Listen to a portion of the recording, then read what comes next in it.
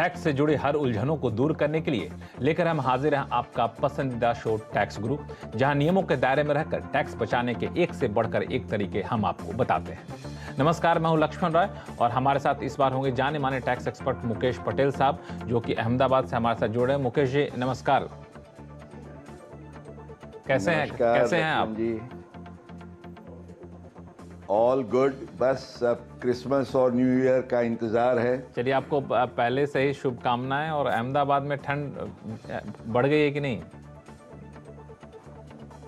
हमारी ठंड दिल्ली से इंपोर्टेड होती है, दिल्ली में ठंड बनती है तो यहाँ हम पकड़ के ले आते हैं। नहीं, यहाँ तो ठंड अच्छी खासी है, और लेकिन इस ठंड में भी मुझे पता चला है कि आप कई सारी अच्छी चीजें टैक्स बचाने के तरीके लेकर के आए हैं। तो दर्शकों को बता दूं कि इस बार शो में क्या कुछ खास रहने वाला है। कैसे बचाएं टैक्स डिमांड के एवज में कटने वाले टैक्स रिफंड को, ऑफिशियल रिइंबर्समेंट के तौर पर मिलने वाले पैसे पर क्या देना होगा टैक्स, और लेट पोजीशन पर डेवलपर से मिला है मुआवजा तो क्या आता है टैक्स के दायरे में। इन सारे मुद्दों पर बातचीत करेंगे।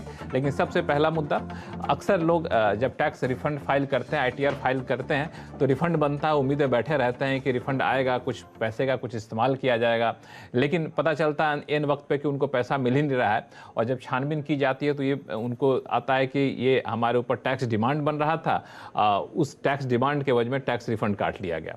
और कई बार ऐसे लोगों का कहना होता है कि टैक्स डिमांड जो इनकम टैक्स डिपार्टमेंट दिखा रहा है वो सही नहीं है, लेकिन तब तक तो इनका पैसा कट चुका होता है। तो ये पैसा ना कटे, इसका क्या उपाय है, और ये करना क्या सही है इनकम टैक्स डिपार्टमेंट की तरफ से? बिल्कुल।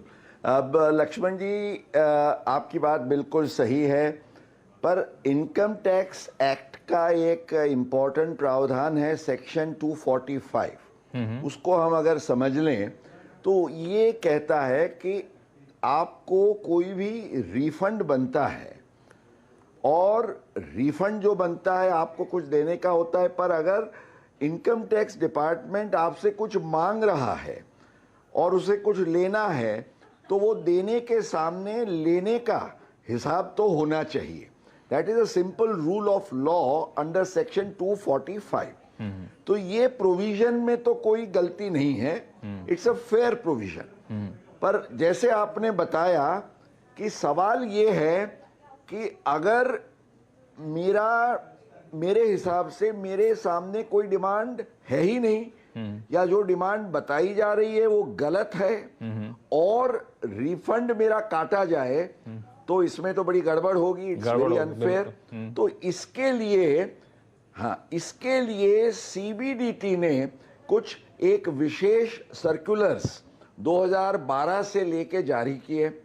हमारी जो ईश्वर कमेटी थी उसने भी इस पर, हमने काफ़ी अच्छे भारी रिकमेंडेशंस किए, उन्होंने उसको माना, और अभी 28 नवंबर 2022 को भी सीबीडीटी की एक इंस्ट्रक्शन नंबर 6 आई है लक्ष्मण जी।